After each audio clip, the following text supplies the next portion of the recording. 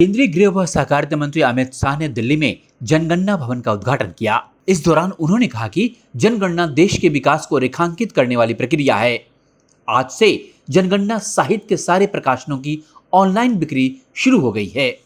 इससे शोधकर्ताओं की बड़ी राहत मिलेगी। उन्होंने कहा कि विकास योजनाएं तभी बनाई जा सकती है जब सटीक आंकड़े उपलब्ध हो।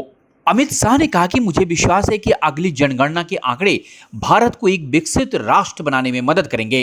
उन्होंने कहा कि आज इस जनगणना भवन के उद्घाटन से रजिस्ट्रार जनरल ऑफ इंडिया को अपना घर मिल गया है। नए जनगणना भवन का लोकार्पण हुआ है और एक प्रकार से रजिस्ट्रार जनरल ऑफ इंडिया की ऑफिस को आज अपना घर मिलने का काम पूरा हो गया है। और आज आप सभी लोग अपने घर में बैठे हैं। मैं यहाँ भूमि पूजन के लिए आया था, तब भल्ला जी ने मुझे प्लॉट दिखाया। मैंने कहा भाई भल्ला जी, आप लोगों के सब लोग थोड़ा जल्दबाजी में प्लॉट सिलेक्ट करा गए हैं। इस प्लॉट में भवन का निर्माण कैसे होगा? 2 टुकड़ों में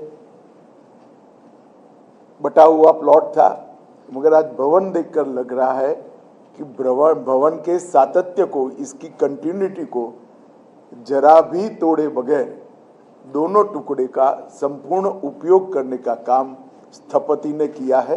इसलिए इसके आर्किटेक्ट को भी मैं बहुत मन से बधाई देना चाहता हूं। केंद्रीय गृह व सहकारिता मंत्री ने कहा कि जन्म और मृत्यु पंजीकरण के लिए बनाए गए वेब पोर्टल का भी आज शुभारंभ हुआ है। उन्होंने कहा कि जन्म और मृत्यु के प्रमाण पत्र का डेटा अगर विशेष पद्धति से संरक्षित किया जाए तो जनगणना के बीच के समय का आकलन कर विकास कार्यों की प्लानिंग ठीक से कर सकते हैं। नागरिकता के डेटे को अपग्रेड करने के लिए, मतदाता सूची अपग्रेड करने के लिए और लाभार्थियों का आकलन कराने के लिए ये जन्म और मृत्यु का डेटा अगर विशिष्ट पद्धति से संग्रहित होता है तो जनगणना और जनगणना के बीच का, सेंसस के बीच का जो कालखंड होता है, उसमें भी आप माइक्रो प्लानिंग विकास का कर सकते हो।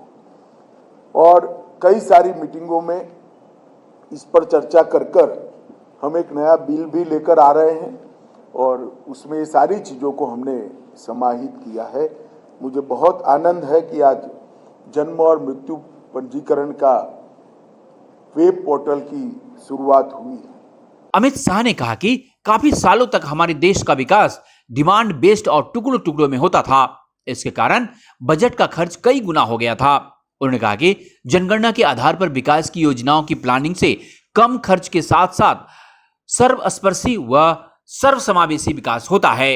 जब तक रिस्पॉन्सिबिलिटी तय नहीं होती है तब तक व्यक्ति का रिस्पॉन्सिबिलिटी का निर्वहन करना बहुत दिक्कत होता है। और ये जो geo fencing upgraded RRS mobile application बना है, वो जनगणना करने वाले नीचे के नीचे कर्मचारी को रिस्पॉन्सिबल बनाएगा।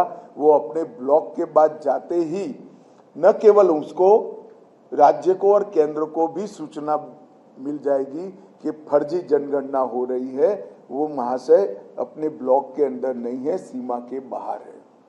और मैं मानता हूं इतने बड़े देश के अंदर हजारों की संख्या में, लाखों की संख्या में जो ब्लॉक बनाए गए हैं, इसका जियो फेंसिंग करना ये टेक्नोलॉजी के सबसे उत्कृष्ट उपयोग का उदाहरण है। और इसलिए मैं महारजिस्ट्रार जी को मन से बहुत बहुत बधाई और शुभकामनाएं। Bureau report, Delhi.